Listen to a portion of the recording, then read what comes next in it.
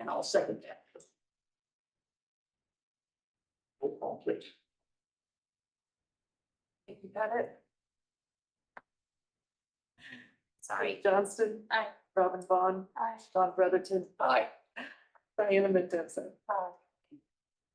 And next is, we're gonna make public comments, so, Hold on.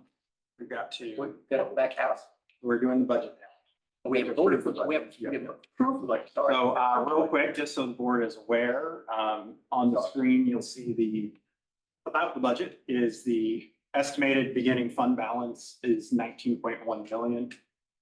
When the auditor, Russ Lee, comes in, he'll give us the final numbers for the beginning, funds and explain why we carry that fund balance. That's not a large fund balance.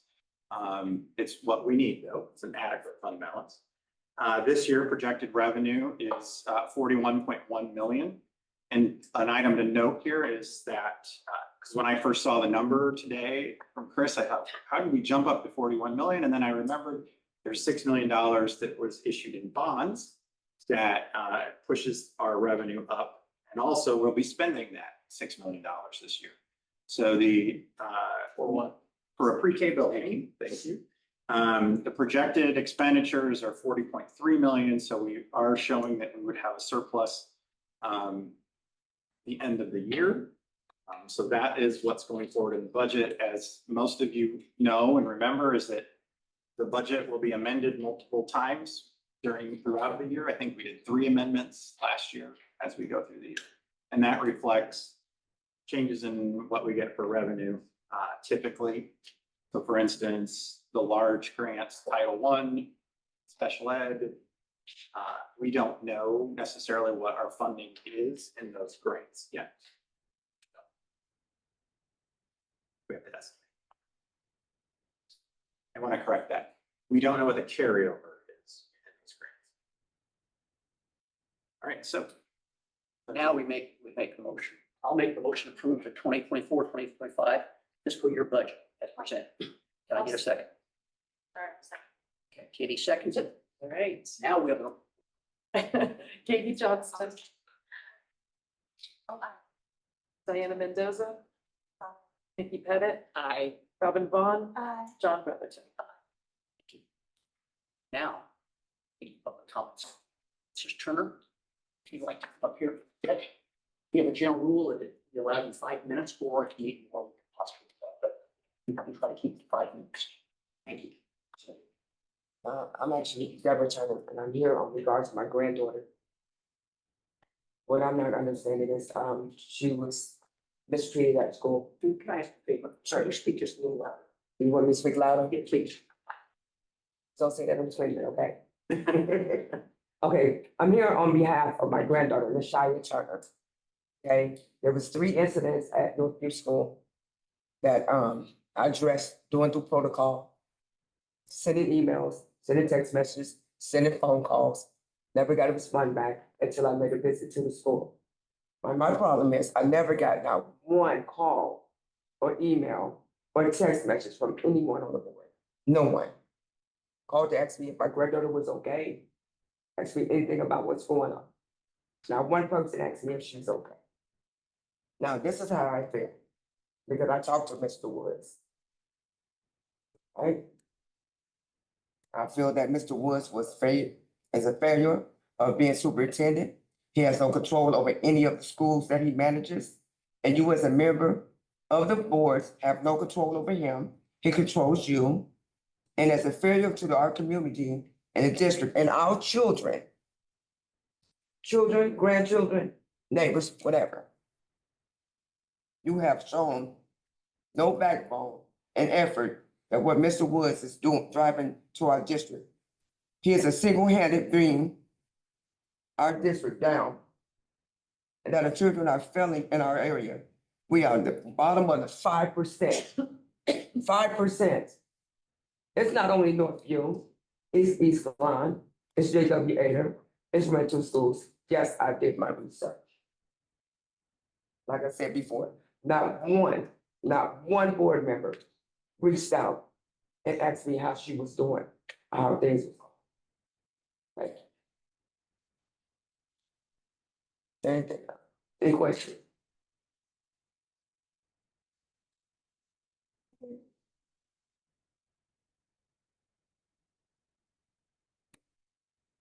Tina, are you on?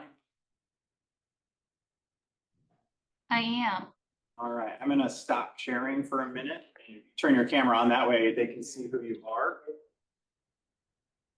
Absolutely. All right. Do I do your introduction? We didn't pre-plan this, so Tina is going to present. Are you gonna share? So I'll give a little context here. When last school year, when we were having discussions about changes to the bilingual program and changes to East Lawn and Pleasant Acres, one of the items that the board approved at a subsequent meeting was us working with a consultant on demographic enrollment analysis, doing a 5-year projection. And I did share with the board prior to this meeting the full presentation. And now I'm going to kick it over to Gina to do the presentation, and then you'll be around to answer questions. Correct, Gina? Correct. Thank you. All right. You're driving now. All So right. her Can face is right down there between Tara and Rachel. everyone- Okay. I didn't know how to make it bigger. Can you guys see my screen? Yes. Yes. All right, perfect. My name's Jenna Wallace with RSP. I'm a planner. I'm going to walk you guys through the report we put together these past couple of months. We are a school district planning firm. We work solely with school districts all over the Midwest, putting together enrollment projections and leading and facilitating school districts and boards through any long-range planning. We're based out of Kansas City, but we work a lot in your area. This past spring, we led the redistricting and boundary work in Urbana. And so we've done a lot of work in the area and very familiar with just the community and the different school district needs. The report that I'm going to go through, he shared that he had sent the full report. It's pretty hefty, but I'm going to keep this pretty high level. So there's a lot of information about our findings and our study leading into those final projections. The report tonight is really going to go over these 4 main parts: a little bit about our enrollment and student analysis, the impact of development and population, and then the enrollment projections, concluding with our next steps. This part 1, 100,000 foot perspective, the results of our study have concluded that the district is likely going to decrease over these next 5 years by about 20 students by 28-29. Some years there's a slight increase and some a little decrease, so overall fairly stable enrollment. We'll talk about capacity as it revolves around our elementary buildings in regard to the projected enrollment, and then the community trends that are integrated into these enrollment analysis.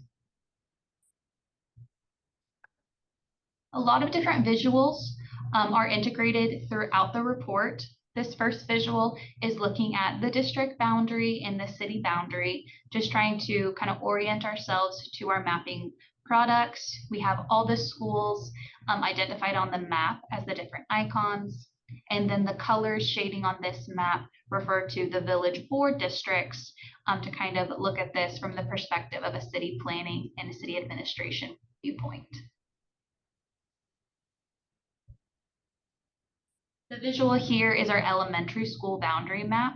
So looking at the attendance zones of our different students, this plays into different projections by school attendance area, and it plays into the reside and attend of our students.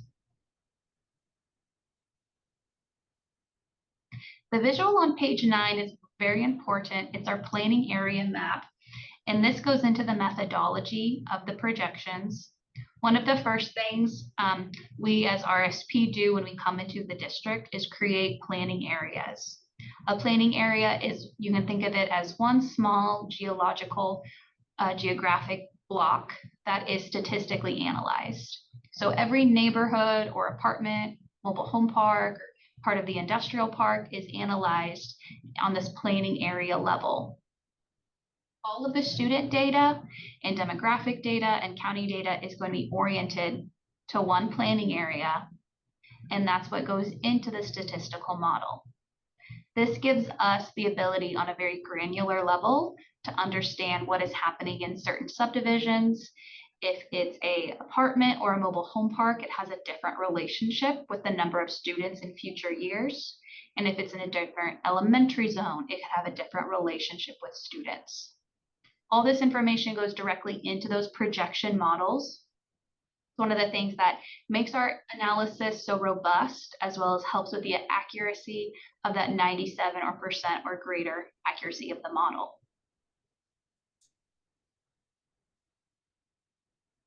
The visual here just goes through the sophisticated forecast model. For some of you, maybe you understand what this is saying. Some of you, it just looks like kind of gibberish. Just know that this is statistics.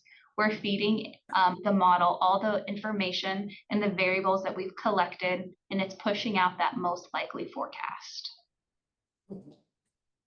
Depending on the variables, you can kind of think of the model as a lever. So there's some variables that will lean more to enrollment increase, while others lean to more enrollment decrease. And by providing all the data through the method of those planning areas, we push out that most likely forecast, understanding all the different variables of the most likely enrollment that you guys can plan for and utilize in any decision making. So moving on from the model, we can start talking a little bit about these key variables. This first visual here is our birth rate information. This variable is really important in looking at future kindergarten class sizes. The table here is Champaign County live births, and some of these main takeaways is we have been seeing less live births per year. So over these past 10 years, the number of live births have been decreasing. Millennials are waiting longer to have kids or having fewer kids, and we're seeing a decreasing trend of that sample coming into kindergarten. The last two columns here illustrate what that market share of live births to kindergarten students is. So out of the 2018 live births, your district enrolled 7% of those live births. You can see how this decreasing market with a decreasing market share is a limiting factor to future kindergarten and elementary grades. This is a variable that we want to watch closely. We haven't had recent data available since 2022. So that is one thing that we want to try to keep our eyes on. And if more data becomes available over these next couple of years, we would encourage watching this variable. The key slide here on page 13 is looking at our past enrollment by grade, one of the most important variables in a statistical model. So looking at our different class sizes throughout these past 10 years, some of these main takeaways look at what is our largest class in 23-24, which was our 8th grade class. While we have our smaller classes with 7th grade, and you can see 3rd grade and kindergarten are all below that 170 number as smaller classes throughout the system. A good rule of thumb of looking at enrollment trends is comparing the exiting class. So in your case would be the exiting 8th grade versus the incoming kindergarten class. If the 8th grade class is larger than your incoming kindergarten class, then that's a limitation to future growth, as you're not fully replacing the students that are organically leaving the system. We also factor in the cohort student change. So looking at students that go from 1st grade into 2nd grade, what is the tendency that they increase and pick up students along the way versus decrease? So in this case, the red numbers indicate where there is a cohort loss. Black is a cohort increase. So there are some grade levels like 3rd to 4th grade and 5th to 6th grade that tend to see more of a cohort loss year to year, while others like 2nd to 3rd grade tend to see more of an increase year to year.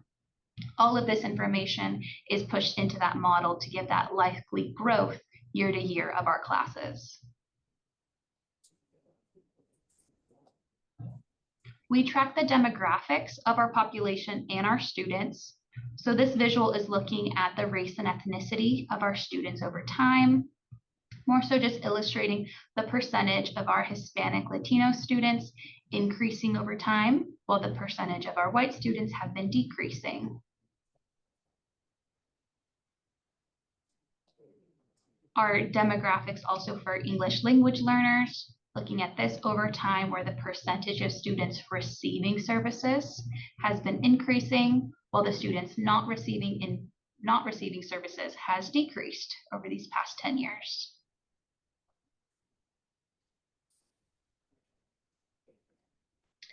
This visual here also follows along that English language learner topic where it's a student heat map of students receiving those services in 23-24.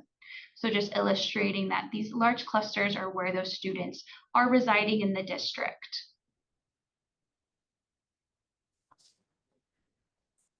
We look at migration, and so this is looking at the in and out movement of students.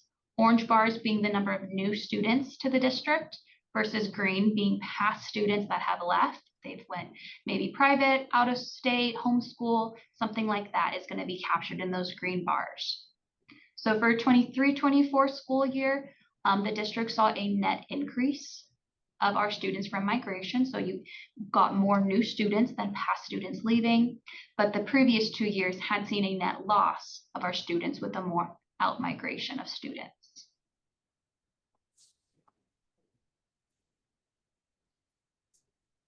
The visual on page 19 looks at the relationship of our elementary attendance areas and where students actually attended school in the 23-24 school year. So illustrating that in some cases, some students may attend a school where they don't reside in that boundary. So in this case, if we look at East Lawn, there were 6 students that resided in East Lawn boundary, but attended Broadmeadow Elementary. That's how you kind of read that table.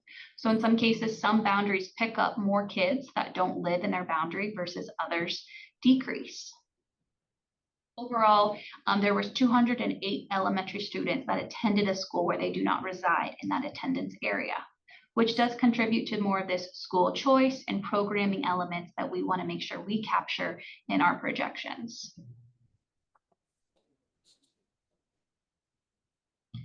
The visual here looks at that planning area perspective, where which neighborhoods have been increasing in student count versus which neighborhoods have been decreasing. So areas in orange have seen an increase of students. Likely these units have been turning over and producing more young family yielding households, while the green areas have decreased. And in most cases, you would see these areas have maybe turned into empty nesters and they've been living in place, and that total neighborhood count of students has decreased. This is always a life cycle, so at some point units turn over. And this visual here is a kind of 5-year snapshot of what the neighborhoods have been existing in their subdivision life cycle.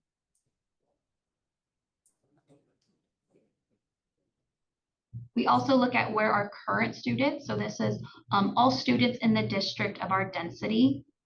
So we can see where along Juniper Drive, and Abrams Drive, and next to Willow Pond Road, we have our hottest areas of student density. This is where the most students reside in proximity to one another in the district. So that goes through that first part, a lot of information about our current students and some of these indicators of enrollment loss and growth. Some of those main limitations are looking at our live births decreasing in the county, as well as our graduating 8th grade class tend to be larger than our incoming kindergarten class. Part 2, we pivot and look at development and population trends. This first visual here is looking at the change year to year over the past 10 years of the number of students, So that's the red line. You can see where some years we have increased. We had a larger decrease in 2021, likely due to the pandemic, and then the increase the following year. Versus the green line has been our census population, which has been decreasing these past decade of about 50 to 60 people per census data. So we have a decreasing population while our enrollment has been fluctuating these past couple of years. The next couple of visuals are from our census data. So looking at just population trends and key indicators, some different information about the age of household, the size of household, and our historical population trends, as well as a demographic overview of the total population. So not student data, but this is total population and how it compares to neighboring school districts and neighboring geographies. And then some employment and industrial profile information from the census. So looking at what is that job market, what is the economic development outlook from the city. All of that information is integrated as more of a universal variable in the model.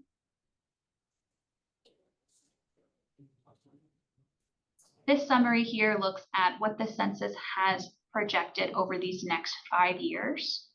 And so population is projected to continue decreasing. We have housing projected to increase slightly, and the median household income to also increase slightly. So some different trends that are happening from that total population perspective.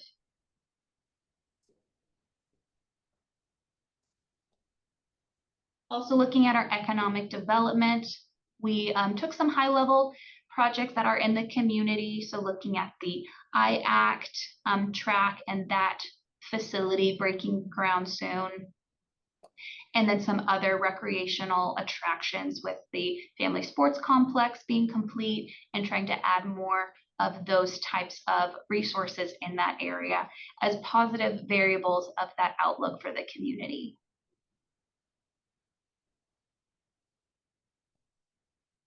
The next two visuals here look back at our student data and in regards to the number of housing units that are located in the district. So the number of students we tend to yield or generate by our housing market.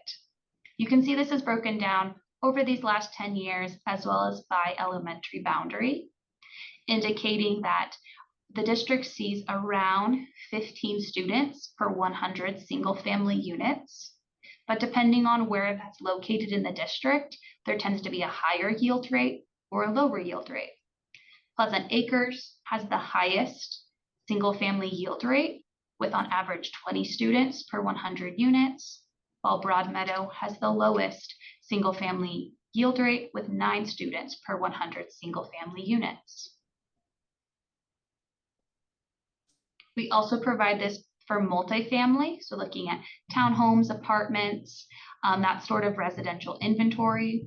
The district sees around 25 students per 100 multifamily units, with Northview having the lowest multifamily yield rate, and East Lawn, Broadmeadow, Pleasant Acres, fairly similar on their multifamily yield rate. And then lastly, we also provide this for our mobile home units. So not as many units in the district that are mobile home, but they do have a very high yield rate for that. So 17 students per 100 mobile home units, with Pleasant Acres having the largest mobile home yield rate. Broadmeadow not having any mobile home units residing in that boundary has a 0 for that yield rate.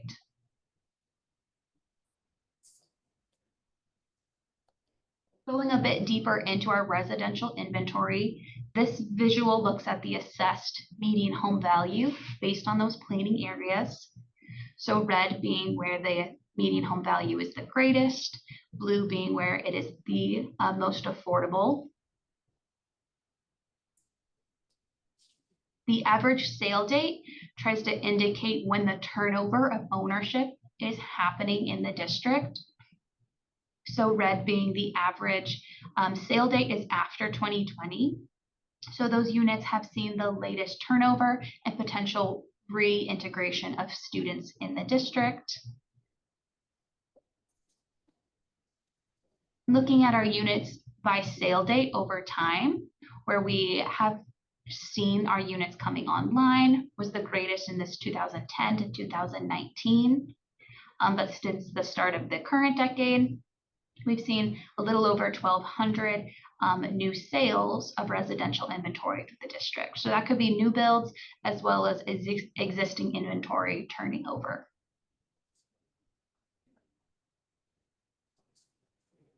We also look to the future for our residential inventory, so meeting with city and county planners, pushing together where we do think maybe future residential growth could happen. And we were really focused in on the area around Broadmeadow Elementary, where Stonebridge Falls, this area behind the school, has potential to grow. It's been platted, I think, since around 2008, so it has that potential to add more units once that developer interest and some other economic indicators have moved forward. So we do recommend watching that area, as well as north of Champaign Avenue, a parcel identified by the city as a potential growth as well. That goes through the development and economic outlook and how that's integrated into the model.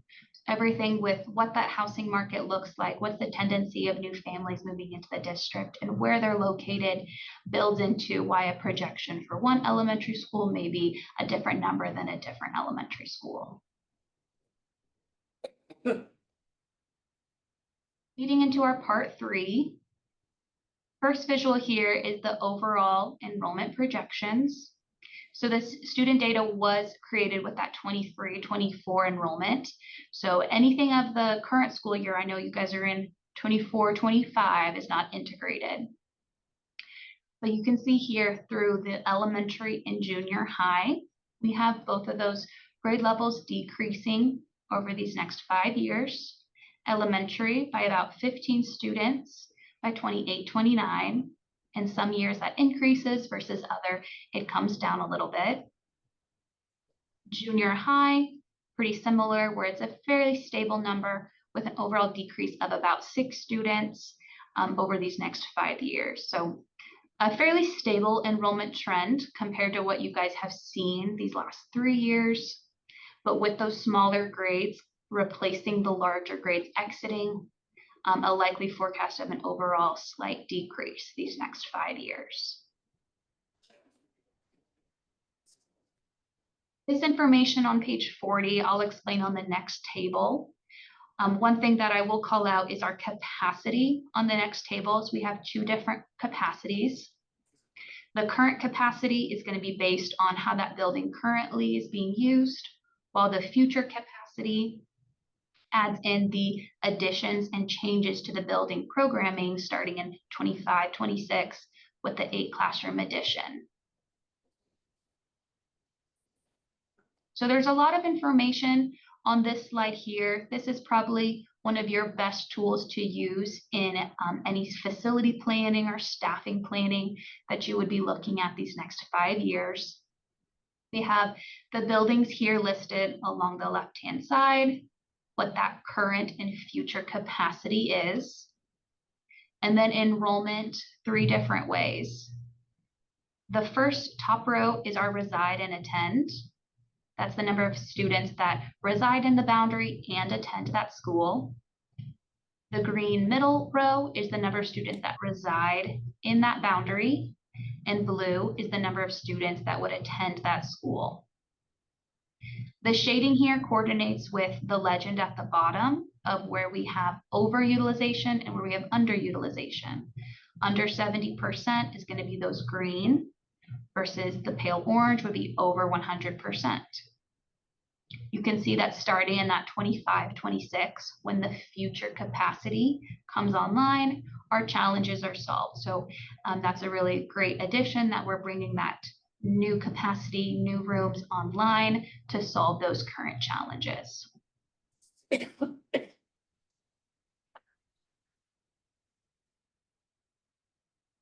last visual here in our projections is a comparing of the class size. And so looking at what is the future of our kindergarten versus 8th grade class size. And so this provides a perspective that even maybe farther out than a 5-year scope, we can look at what is the overall trends of our student data. So over these next 5 years, we have the average kindergarten class projected to increase, so kind of rebound a little bit, while the average 8th grade class projected to decrease as they are fully replaced by the incoming grades that are slightly smaller. So it kind of right sets themselves a little bit while you're seeing in those last 2 to 3 years of the projection time period, the enrollment change decreases as these class sizes even out. Currently, we have where the average elementary school is only about a 3 students difference on that average, but over the projected time period, we're seeing that the elementary class becomes larger than the junior high, which is also a good sign of a potential rebound and a future increase of our students. That goes through the overall report of our district enrollment. You can see the loss rate of about 1.2 to 1.3%, depending on that grade configuration. All the information is integrated into that report to be very granular in the purpose of this report. We always provide some different main takeaways that if things change in the community, how that can impact our enrollment report. So if you think of that first projection slide where some variables increase versus other variables decrease, those are the things that we really recommend keeping our eyes on. So looking at live births and the economic and housing market, as well as any interest rate changes this coming year with being an election year.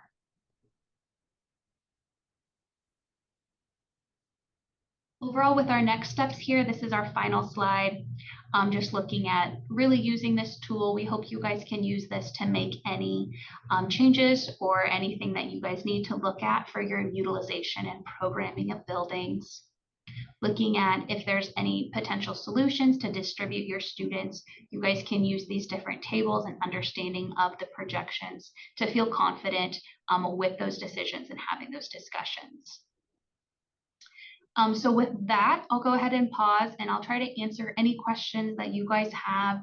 And if I'm not able to answer, I'll always mark that down on my list and come back and email you guys with the answers from our full team.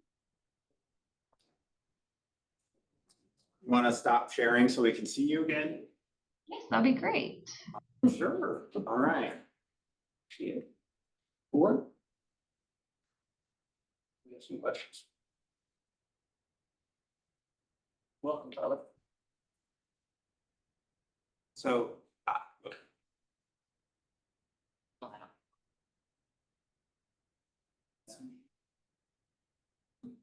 Diane? Yes, Diane, is your question? How many years have you guys been in the business? How many years have we done this? Yes. Have you guys Our, been in our company was founded 20 years ago. I okay. started with RSP about 4 years ago. And you guys, with the outcomes and the results that you're bringing to the table right now, compared to other districts, maybe our size, can you compare that is very accurate? Mm-hmm. Yes, we have that 97% or greater accuracy. I would say the only caveat to that statement was COVID year when enrollment got a little crazy. But other than that, that would be our selling point with our model of that assured accuracy of enrollment.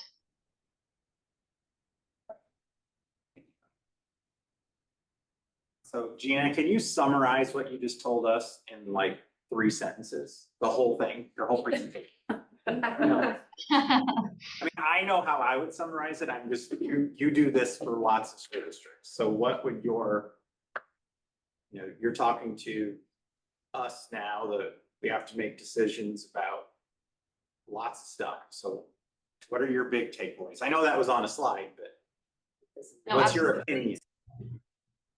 I would say overall, your enrollment's looking fairly stable with the limitations that are somewhat out of your control. So those live births and smaller kindergarten classes, you're looking at a very limited enrollment growth possibility. And so trying to plan for a potentially decreasing enrollment and trying to make your efficiency as best as you can would be probably the key things to pull out of this report. So your enrollment is not increasing. And then you also talk about capacity a little bit. Again, that was on a slide, but capacity means space in buildings. So what did you see on that? Is that for me? Yes. Okay, so your capacity, there are multiple buildings operating below that 70%, which in most cases for districts, that is one of those kind of alerting numbers where operating below your capacity becomes an inefficient and maybe challenging to staff.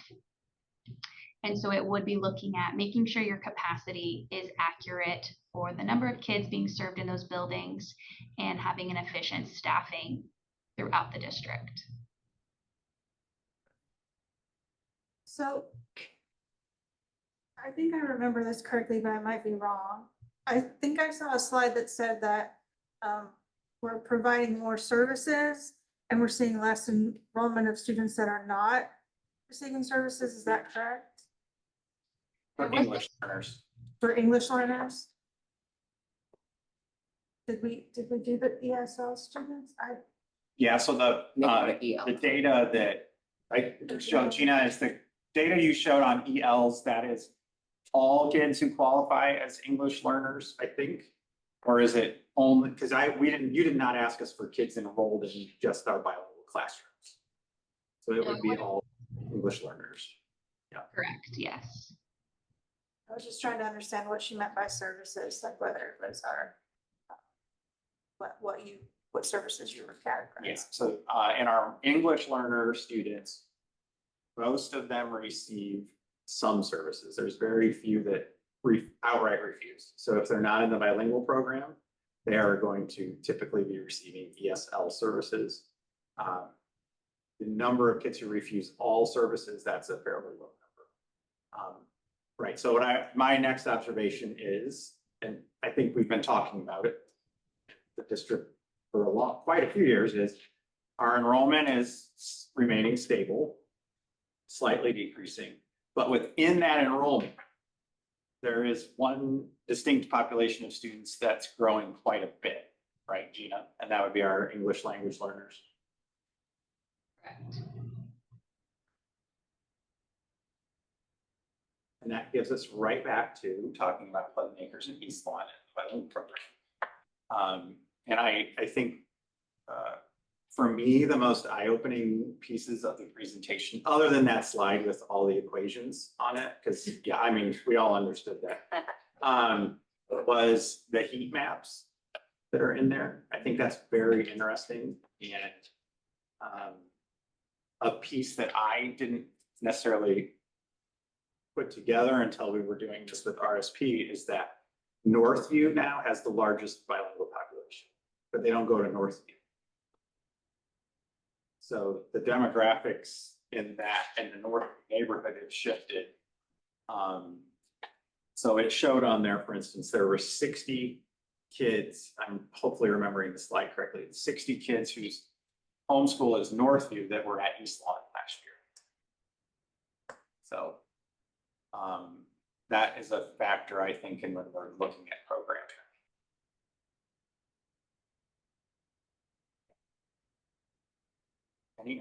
Any questions for Gina? I just want to say thank you. We wanted more data and I feel like this is a really good place to start. It gives us a lot to consider and a lot to kind of digest as we're like looking. Thank you, Kate. Thank you. Absolutely. Yeah, you get to stay for a few more minutes probably in case we need you, but Yeah. So I guess kind of the next question to the board, we do not have to make a decision tonight, obviously. But is administration needs guidance because we are back to the question of what should we be doing in terms of responding to the enrollment patterns that we have, and particularly looking the English language learner population. So I think we learned some lessons last year. I did that. How would you like to begin to tackle this issue?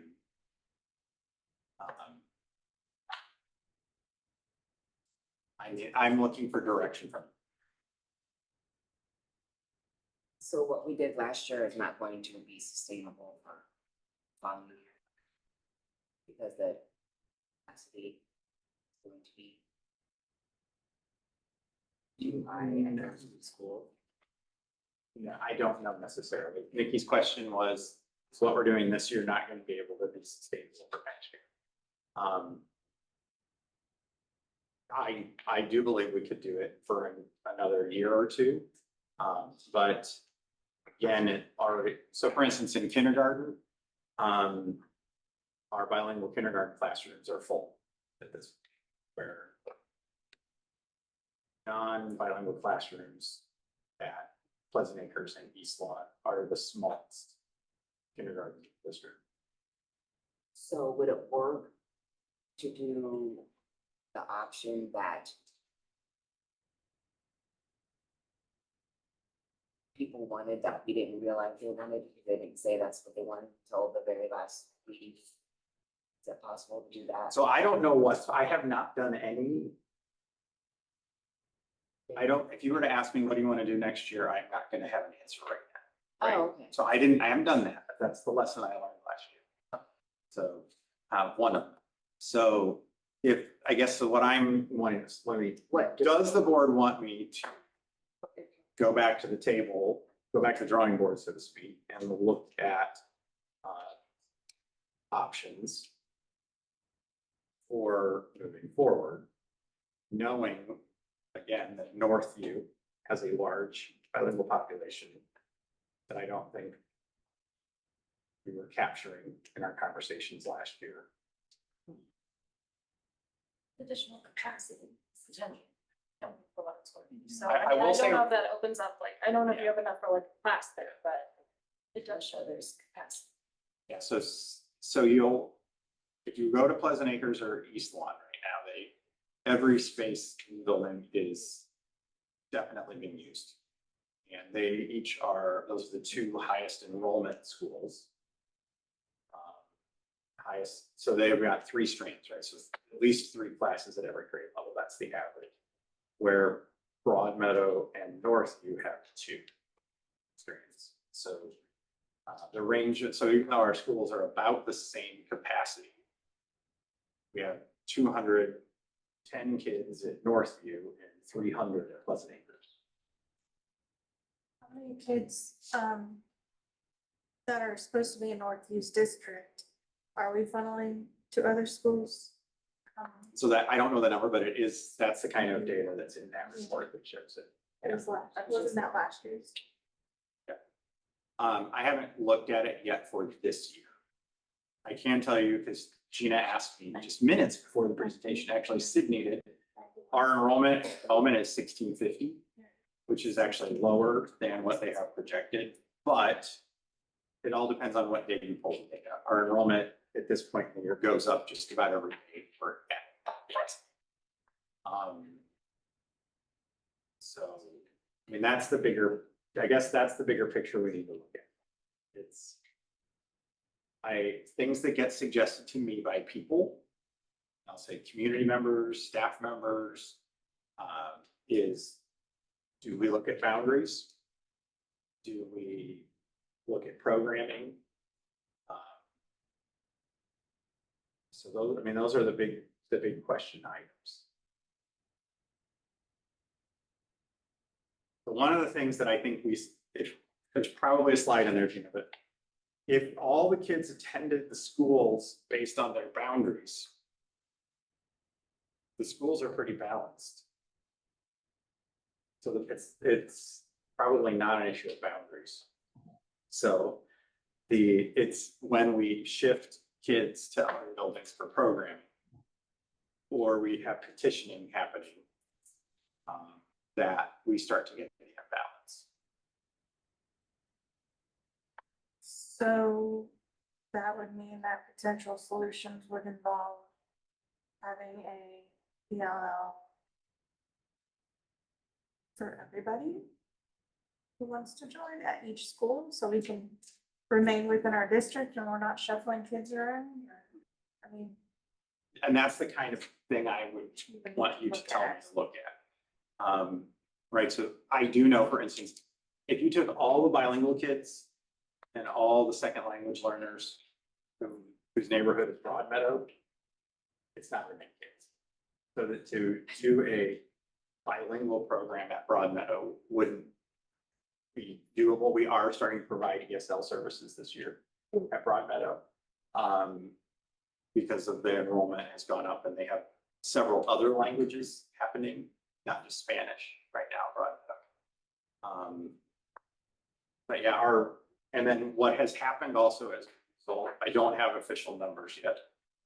But with the split to the two schools, as we have had a significant increase in the number of families refusing the bilingual services so that they can keep their families together, which is something we knew would happen for some. It's more, I think, than we anticipated. So we're losing kids from the bilingual program because parents want to keep kids in the same building. Which that's not good educationally, in my opinion. That I understand why parents do it, but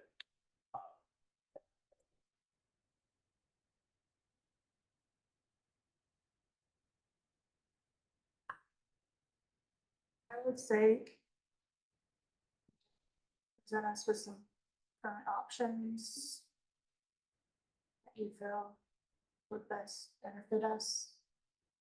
yeah, and I want to be very cautious about not jumping back into what we ended up doing last year very quickly, relatively. So the good news is it's September, right? And we would start to have this conversation. And to board member Cuddy's point, just to address you that way, is I think that, yeah, we could keep it the same way next year for Eastland plus Neighbors. For a year, right? I mean, it's tight right now at Pleasant Acres, especially.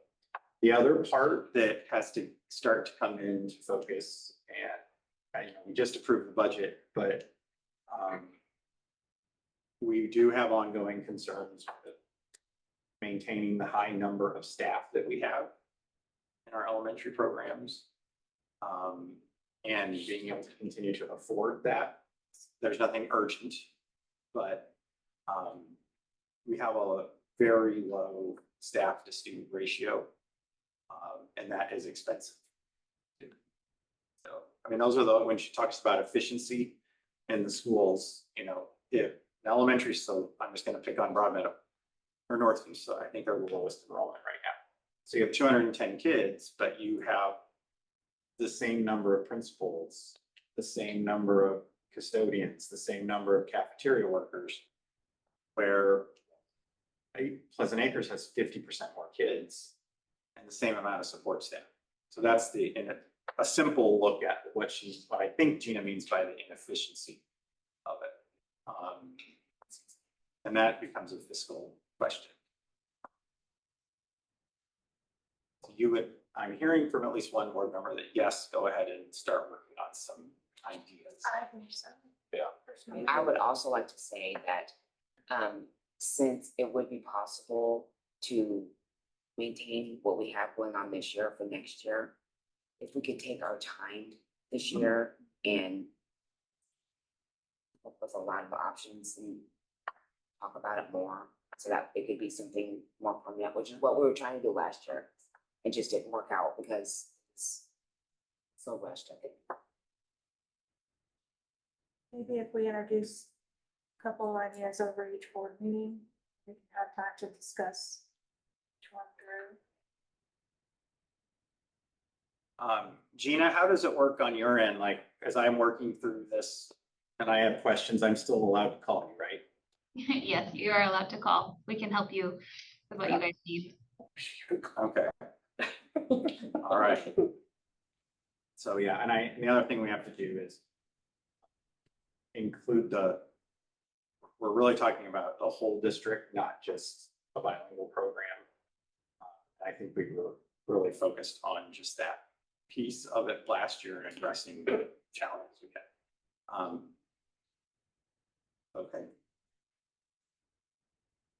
And the other big piece I want to remind the board that we did that doesn't seem, it's not a huge number of kids, but it was a really big deal. And it's a positive, is that we did move the the students who are primarily in self-contained classrooms, special education services, back to their home schools as part of this change. So that also means that a lot of the kids that were bilingual and in self-contained programming are now also getting bilingual services at Pleasant Acres or East Palm too. So that it's not a huge number of kids, but it's a lot of staff resources that go along with those kids. Right. You know, really wants to go and not be on the big screen anymore. Thank you. You're a giant in this room on 3 screens. Okay. Thank you, Gina. Thank you. All right, I'm gonna say you go ahead and go. Thank you.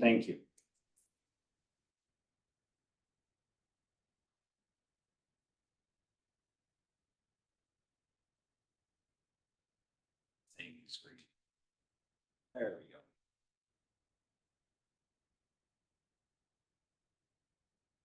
Yeah. I'm so glad that Valerie's here. Just in time to read the. Yes. Moving to number 7 item, which is consent agenda items. I'd like to make the motion for that. Make the motion to approve the consent agenda items, including personnel report as submitted with stipulation that each individual is required to comply with all required requirements as indicated in Illinois statutes and RCS policy and procedures, including ratification of bill prepaid by the finance manager under board policy 450. Need a second. Second it. Katie Johnston. Aye. Diana Mendoza. Nikki Pettit. Aye. Tyler Wilson. Aye. Robin Vaughn. John Brothers. Aye. So there's one action item. Yeah. All right, we do have 3 MOUs, memoranda of understanding on the docket tonight. I'll briefly explain each one.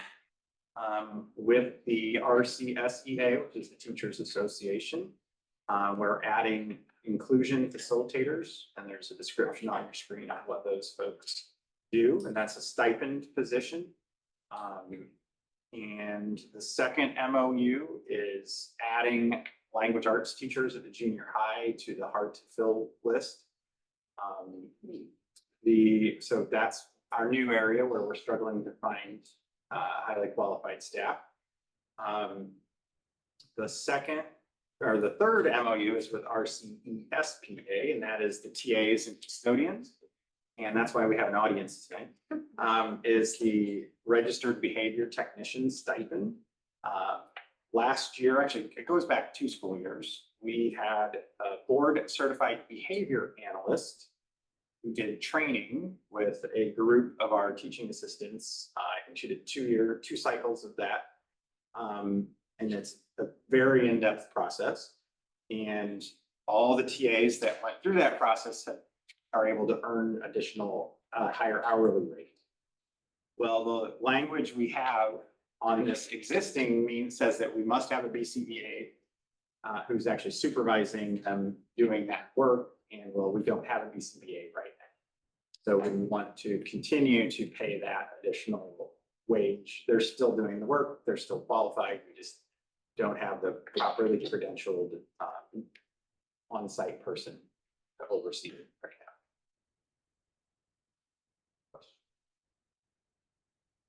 This is approving the filling up that position, is what you're saying? No, they'll continue to get the $1 an hour Oh, increase for this school year. We thought we had a position. They're still doing the same. Which is wonderful. Yeah, if you don't approve it, they're all gonna sign up. Absolutely.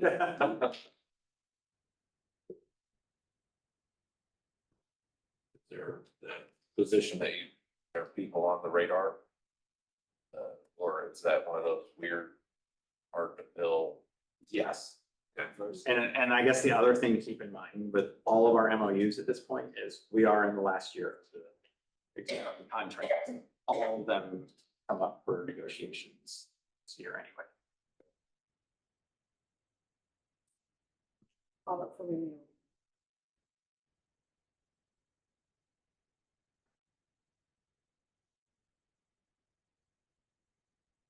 I'll make the motion to approve the MOUs with RCSEA and RCESPA. Second. Okay. Edie, thank you. I'm sorry, Katie make the second. Katie Johnston. Aye. Diana Mendoza. Vicky Pettit. Aye. Tyler Wilson. Aye. Robin Vaughn. Aye. John Rutherford. Aye. Okay. Second. Well, the first information item is a celebration that we just got notified of over the weekend, or maybe it was earlier this week. The pre-K program achieved the Gold Circle of Quality, which is the highest rating that they can get to the state, and we're just excited about that. And they were audited last year while they were at the Methodist Church. So you get points based on your facility. So somehow they made it. Okay, so that's really. The board may not know this yet, but the board is going to be providing lunch for pre-K staff. Have we decided on a day yet? It's Monday. Monday. So thank you for approving that. It'll be in bills next month. FOIA requests. There's a gentleman named Owen Wang who has sent 5 FOIAs in about 2 weeks, and I got number 6 from him. Officially, I get it tomorrow. So they are these first 5 FOIAs were all things about the 25-26 school year, which made it interesting to respond to. That's a recurring one. Media, Lindsay Brotherton was featured last week, 2nd grade teacher at Pleasant Acres, as the News Gazette teacher of the. Well, yes. Board policy updates. There are a handful of updates in the packet. These are all related still to Title IX compliance. So the Title IX regulations have changed, and so we're still getting all of those policies updated. Board elections. I sent an email to the board last week. This will be in our parent newsletter tomorrow. But there are 4 open seats. I hope you know who you are, but I'll tell you if you don't remember. But the 4 seats that are up for election on April 1st are Moto, Robin, Tyler, and Nikki. And it is time right now for anyone, including you, to do the petitions, the signatures for to be on the ballot. And then I believe they have to be submitted to the county clerk November 14th through the 18th. Double check that. Okay. Any questions on that? Oh, all right. But you're already on the board. You don't have to run again. You're in a term. So, Okay. New business. I know there was one new business item brought up, and board leadership discussed it with me. So we will plan to have a presentation and discussion next month about emergency operations procedures. Specifically, I think the request is to really talk about what happens in a school shooter situation and talking through that, not how do we take cover in a tornado, correct? So we'll have some information pulled together for that. And hopefully also have some RPD here that can talk about it from their perspective. When it happens, they take over. If it happens, I should say. They come in and take over. So it'll be important to hear from them too. That was it for me for new business. Oh, that's. I have something really. I was politely scolded because I spoke to a speaker last time. And I understand why now, because we could get in trouble. There could be big repercussions. Speak to someone, like they could sue us or whatever. But I feel like sometimes what the speaker is wanting is for us to comment back and just talk to him, because as that Miss Turner said, none of us called. She didn't hear from any of us. And so if you guys are like me and want to acknowledge that we are listening to them, one thing that I've been told that we can say is, other than just thank you, is I would like to speak to you after if you could stay or something like that, but don't have the conversation right there. Just in case anyone feels the need to do that, like me, that's something that needs. I guess I'd like to add on to that. Sure. Which is that, so the public is aware, is that there's also a lot that is communicated to board members about situations that you spoke about. Yes. I would hate for members of the public to think you're not aware of the situation. And there was a response back explaining why the board wasn't responding. So, okay, I do have some comments. Board members? Can I just say, before we do public comments, is it possible to let them know, like each time before they give their public comments, that the board is not going to be responsive in this setting? Just so that they understand Yeah, that. and I've noticed that, a neighboring district does that. That whole screen that we have, we don't read it. They read it before public comment, which says, this is why we're not responding. This is all of that. That's up to work if you want to do that, or one of you do that. I don't know that we have to read something every single time, but I think that we need to Something do to be something, said, because I didn't think they were. right? That we Okay. don't care, and that, Which, and then we get bad comments or negative comments that. We get negative comments, so we get that. Bad option. Tired of reading it, it's nice. All right. I'm gonna talk up to Hannah now. Okay. Hannah, you wanna chime in? We need to know, all 6 of you, I think, are planning to go to the school board conference. And we need to get a head count tonight before you go, about Thursday. Okay, so make sure we do that before you go. I am gonna chime in. Uh-huh. There's just a little spreadsheet over there that Katie has. If you could just indicate, especially for Thursday, if you're gonna be there Thursday and at what time you think you're going to be there on Thursday evening. We're trying to plan a dinner or something, and we just want to make sure we have a real head count. I want to give a shout out. I was at the Illinois Association of Title Directors Conference in Springfield, Monday, Tuesday, and Wednesday. I was coming down the escalator and lo and behold, Diana is there. And she was presenting to the state title director, about yes, migrant education program. So Last Thursday? but you were there on Tuesday, right? Tuesday. Yeah, I was very nervous, and when I do that, I speak very fast because I'm not bilingual. So I was already. And I made sure to ask you a question, so someone asked you questions. Yeah. Yeah. They did. I got a very nice email back from the state. I don't know, somebody in the state had said that I did pretty good, so. Congratulations. A couple fun items coming up. September 27th, which is our Institute Day. Rise Academy, I assume this is a community service project they're doing, is hosting a cookout for K through 8 kids at the youth center, and it's open to any students, so I didn't know they were doing that till today. And then on September 28th, here at the district office, we are starting something. I don't want to take the credit for it. Karina Cancel and Tanya Carter, in their roles as parent liaisons, are working with the United Way of Champaign County to start something called a caring closet. And it is a centralized location for our district to collect.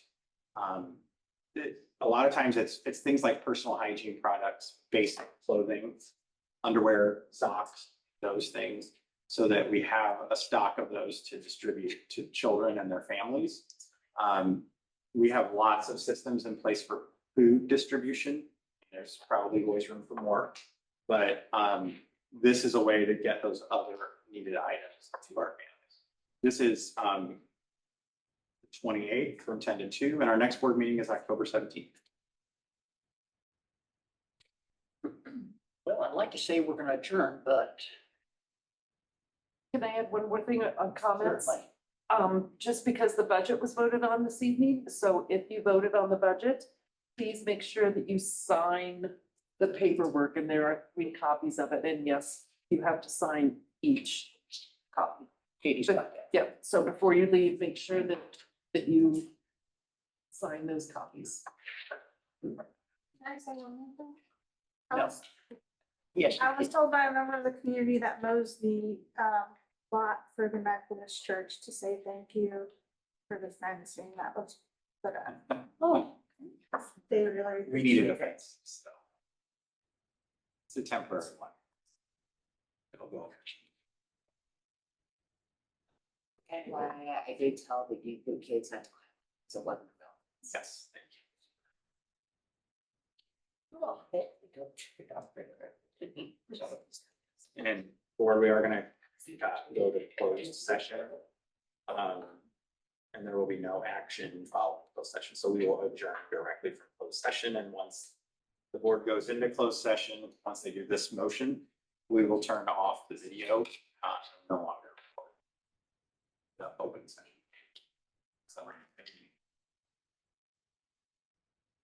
I would Oh, like to make a motion to close. Move to close session. the closed session. Yeah, regarding move, litigation. move to closed session regarding litigation. I'll second that. All in favor? There's no way to vote. That's a voice. Aye. Good.